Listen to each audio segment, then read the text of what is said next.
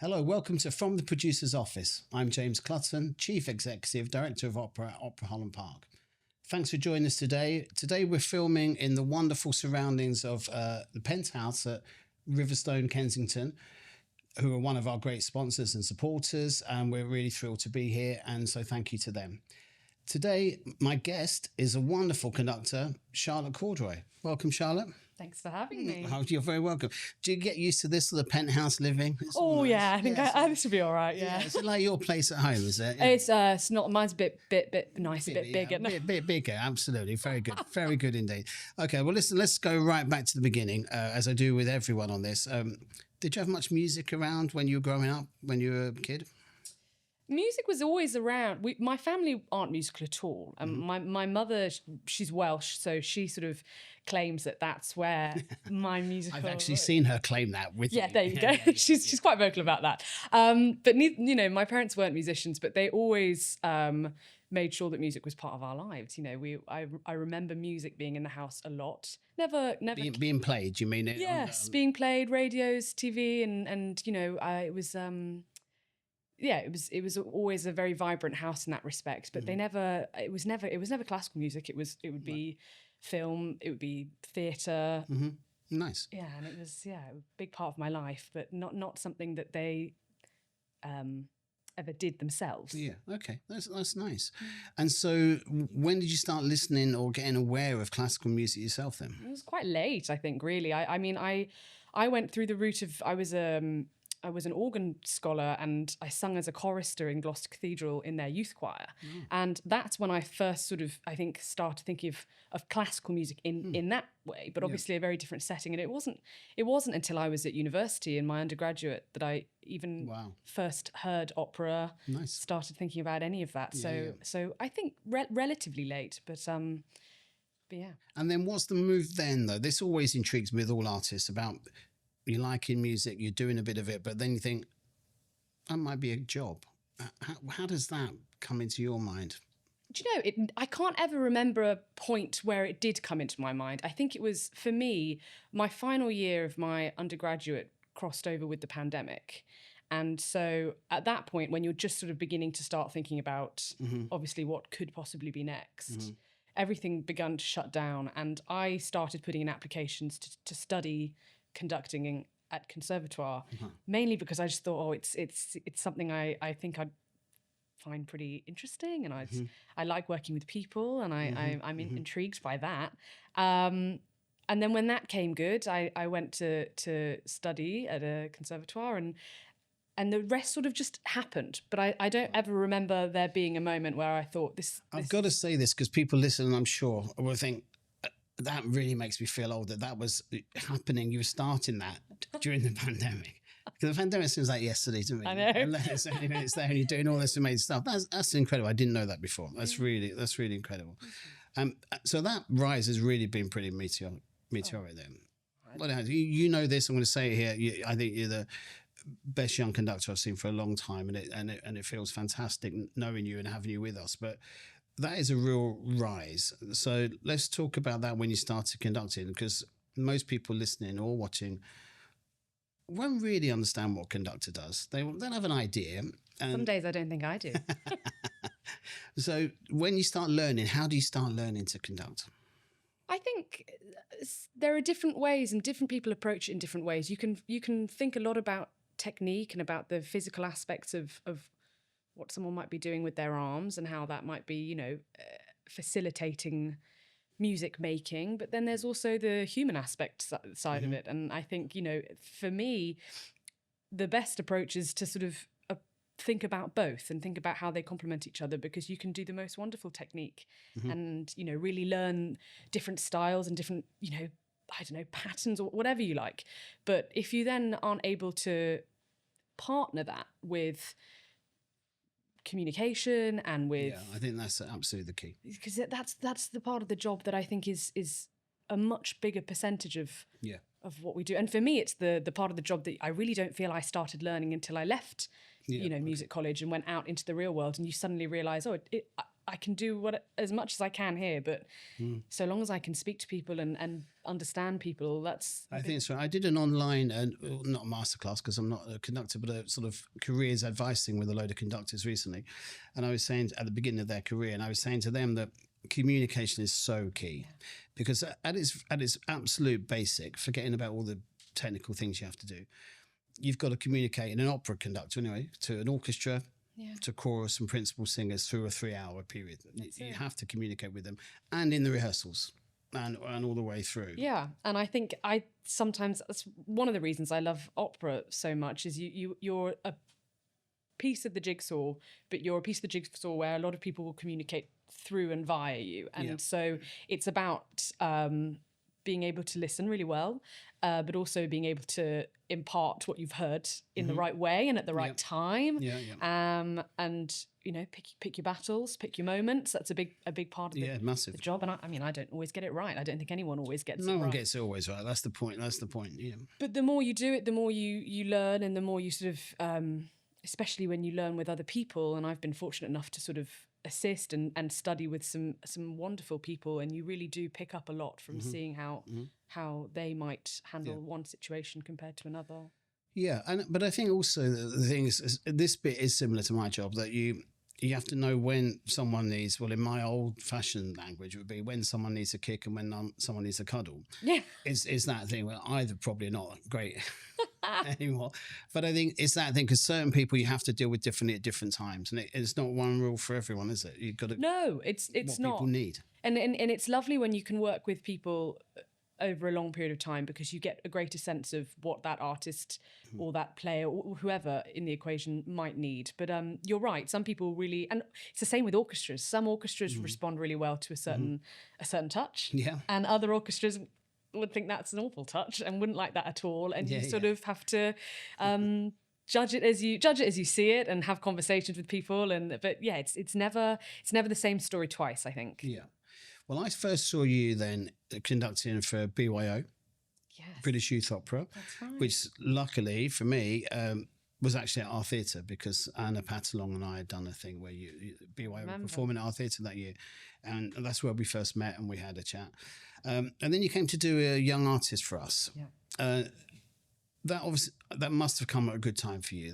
That was transformative for me. I hadn't finished my degree at that point. It dovetailed right my last term of study, and I was coming from music college to rehearsals and sort of doing both at the same time, which was amazing. But it was the perfect thing at that moment, because it sort of, I think the Young Artist Programme that you guys have is just spectacular in the way that it nurtures, but it also pushes simultaneously. Yeah, I agree. And I think that that's a really rare thing, and actually something that once you start working beyond those Young Artist Programmes and you're working, for a main production with a company, you lose that a little bit. It's the expectations are slightly different. So to have that moment and that cast, that was a beautiful cast of really wonderful people, and to have that space to just learn what works, what doesn't, get some things really right, get some things really wrong,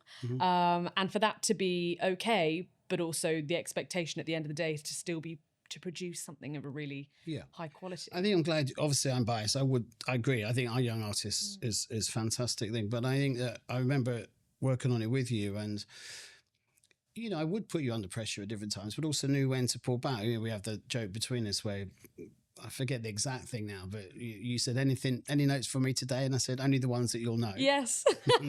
I remember I think it was after our dress rehearsal, and everyone was sort of, oh, good job.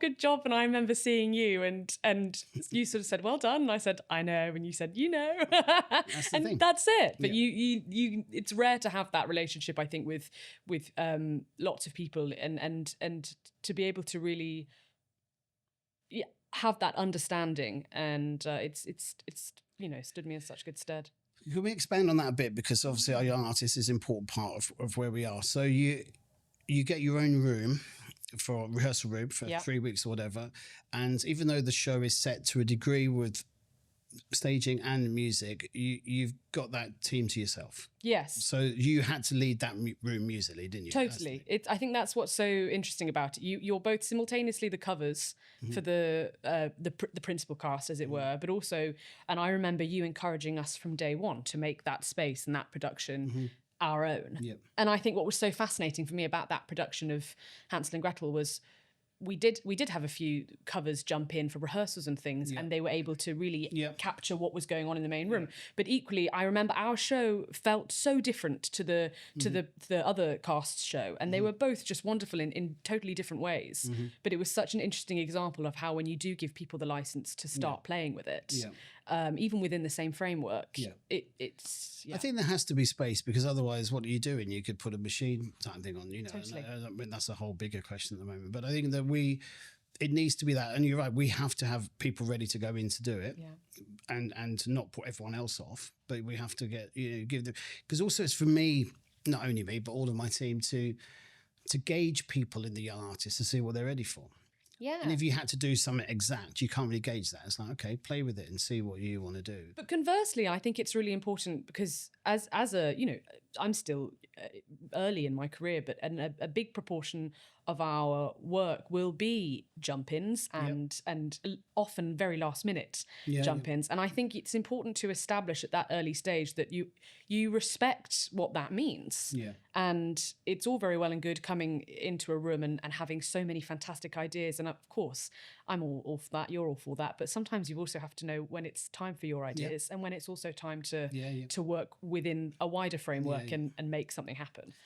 And then, because we had the young artists we had that year with Hansel and Gretel, as you say, I can't remember, did we do a schools matinee that year? Yeah, we did. That was great. That was amazing. I've never heard a crowd like that, and it was just so much joy in that room, and so much. I was asked so many questions by all these children afterwards that I'd never even thought of before, and it's fascinating to sort of see things through their eyes, which is what it's all about. I think the thing is the storytelling with people often ask me about why our schools matinees are so successful. I think one of the reasons is if we get the storytelling right, because kids love stories. They might not like opera because they don't know it as such. But when you just put a great story in front of them, well told, they'll like it. Totally. And that's good story, good character. Exactly. Yeah. That's the thing for me. So we came to the end of that young artist, and then I asked you to come back the following year as the principal conductor. That was I don't know if you know this, but that was the first time since 2012 when the first year of the young artist with Matthew Kofi Waldron, that someone had done the young artist and then conducted a principal show the next year. Did you know that? Wow, That's quick. It felt quick, but it felt, because of the relationship that we'd already established through that scheme, it felt supported. Yeah, no, well, thank you. But I mentioned in the introduction, I think you're amazing, and I think it was too good an opportunity to miss, to just hold. I don't like giving people too big of things at once. No. Although what I'm going to say now will sound like I did. I gave you Barber of Seville. Yeah. A big show. Huge, but in a team that I felt comfortable that you would fit in with and lead well with Cecilia, that we'll come back to as director. Yeah. But so you come back a year later. How does that feel when you're walking in the doing the principal role in the same company the following year? It's scary, I think I would love to sit here and just go, it's brilliant, it's fantastic. But it and of course it is those things. Yeah. But it is also scary. And I think the thing, I had to have a word with myself before going in for the music halls that first week, because it's a different hat and you have to wear it. Year one it was I'm wearing a young artist's hat. Yeah. And I think you can't come back in year two having been given a responsibility in the way that you did give me, and wear the exact same hat, because it's time to operate on a slightly different level. And for me, I remember feeling quite daunted by the prospect of, wanting to own this production and own this in the way that you'd given me license to, but equally I was still aware that I was still learning and still developing. I still am, I think we always are. Yeah, absolutely. So it's a fine line, and it ended up being a very happy time and a very happy show, and I have such fond memories of that. But I think that was Young Artists itself. Yeah, it was. So you had a young artist following you the year after you were. Yes, and that was funny too, because I think for me, I had the young artist conductor who had been me a year before. And I don't want to say, oh, come to me with all your questions, because I'm like, this was me last year. But it was actually really nice. And Anna, who is the young artist for that production, and we were able to discover a lot together, and to, you know, there were certain things that I had some answers for, and there were certain things that actually she had some answers for. And that's nice. It was super, yeah.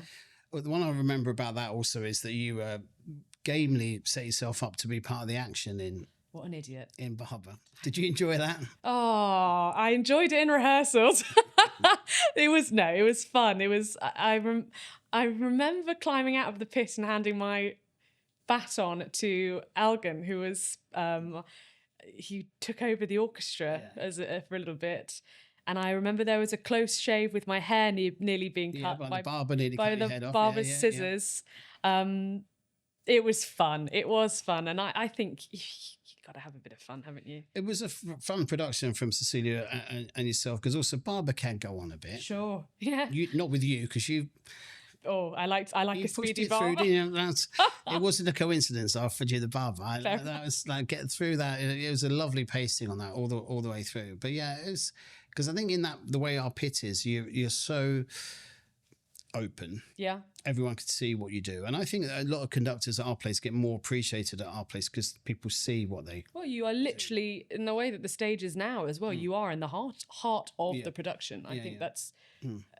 And I think the best productions are the ones that envelop that. I'm not necessarily saying everyone needs to be jumping in and out the pit and being an idiot like I was, but I think there are productions that can put their arms around that, and the orchestra get well I agree. in the right way. I agree. So this year, I asked you to come back and conduct Così, tutte. Yes. With the same director, with Cecilia. Obviously, you know the piece, but did you know the piece properly before we offered it? I mean, I knew of it very well, and I obviously knew certain musical moments very well, but it was relatively unknown to me before, and it was I'd assisted on Figaro and Giovanni, so this was sort of number 3 that had remained to me fairly untouched. But it's been really fun. Yeah, you enjoying working on it? Yeah, I can't wait. I think it's going to be. I think it's going to have great challenges, and you know, I think. I'm fortunate to know a lot of the cast already, and I think that will make a big difference. And great cast.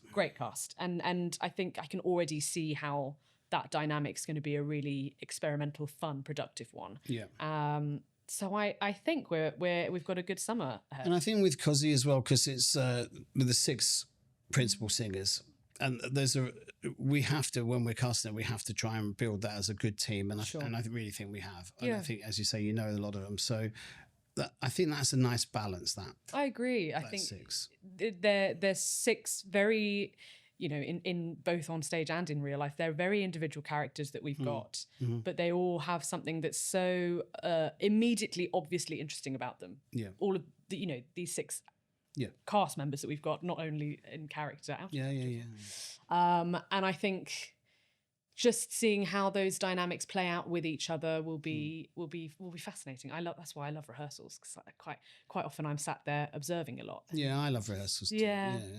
So go back. Well, that's a good point about rehearsals. So you and Cecilia have done. This will be the second show you've worked together for us. Not only with you and her, but just generally, how does a rehearsal process take shape for you with the director? I mean, it changes with whoever the director is, and I think that's the first thing that you have to accept, really, as a conductor. I think it's no 2 relationships are ever going to be exactly the same. And with someone like Cecilia, what I really enjoy about working with her is it very much is a dialogue the whole way through. And of course, there are moments where she takes a step back because she knows that's something that maybe music needs to work out, and vice versa. There'll be rehearsal days where I say very, very little. But then you do get those days where it's just an interplay of ideas. She's always very musically driven, I think, which is fascinating. And often we go through option A and option B, and then eventually we land on option C, which is sort of an amalgamation of the 2. And yeah, she's very understanding of the fact that you can feel very passionately about an idea, and it's it's about taking what's made you passionate about that idea and developing it, but also sometimes it's about letting it go, you know, throwing it away and starting again. So yeah, it's different every time, but we love working together, and it always makes for a very exciting room. I think it's going to be, and Così itself, I mean, it's perfect summer opera, isn't it? Totally, it's totally some of the most beautiful music. It's beautiful, it's fun, it's light, but also I think it has some, you know, very, very heart-rending. There's some real human moments in it that sometimes I think get overlooked. Some, not always, but sometimes it's you can overlook them. But there's something weirdly relatable in every corner of it for me, and I think that whether it's a piece that someone knows very well or a piece that they're coming to, you know, for the first time, there'll be something I think that everyone can latch on to and hopefully either see a bit of themselves in or see a bit of the world that they know reflected in. And also talking about a piece, especially if you didn't know it, obviously you knew Così, but not to work on. What's your process when you start, when we offer you the job? What do you do? Listen to a lot of different recordings or just go directly to the score at first? What's your particular one? I tend to go to the score first, only because I think I like to, my first relationship, if it's a piece I've not done before, I like my first sort of interaction with it to be just me and it. But I also do listen to a lot of recordings, and I think conductors are all very split on where they land on that side of the fence. And I think, you know, what an amazing time we live in that we have all these recordings so easily accessible to us.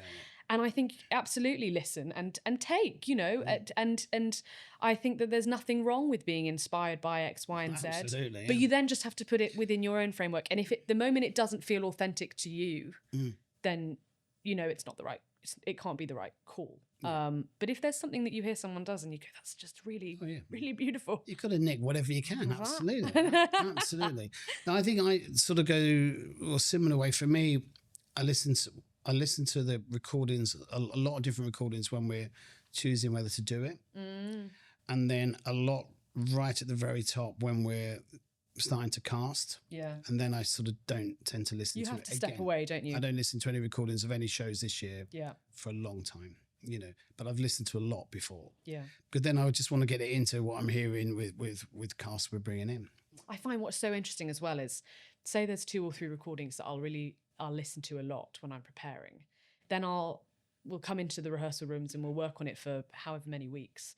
I always, if I go back to those recordings after we've closed a run, they always sound different to me. And I think it's so interesting how your brain can sort of begin to, it will marinate, but then it will unpick those preconceived ideas that you had about those moments. It's really interesting. I think it's one of the things actually that is difficult for us all, in that it's one of the biggest problems I think we've got, is that